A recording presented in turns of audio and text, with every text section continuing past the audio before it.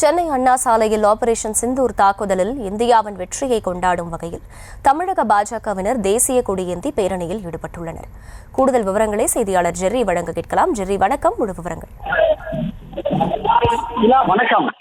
பயங்கரவாதிகளுக்கு எதிரான ஆபரேஷன் சிந்தூர் தாக்குதலில் இந்தியாவின் வெற்றியை கொண்டாடும் வகையில பாரதிய ஜனதா கட்சியினர் தேசிய கொடியுடன் தேசிய கொடி பேரணியில் ஈடுபட்டு வருகிறார்கள். இதில் பாஜக மாநில தலைவர் நயினார் நாகேந்திரன், பாஜக மேலிட பொறுப்பாளர் அரவிந்த் மேனன் மற்றும் இணை பொறுப்பாளர் சுதாகர் ரெட்டி உள்ளிட்டோர் பங்கேற்றிருக்கிறார்கள். பாகிஸ்தான் மற்றும் ஆக்கிரமிப்பு காஷ்மீரில் செயல்பட்ட பயங்கரவாத முகாம்களை குறிவைத்து ஆபரேஷன் சிந்தூர் என்ற பெயரில் இந்தியா நடவடிக்கை எடுத்தது. இதில் 100க்கும் மேற்பட்ட பயங்கரவாதிகளும் 40 ராணுவ வீரர்களும் கொல்லப்பட்டிருந்தனர்.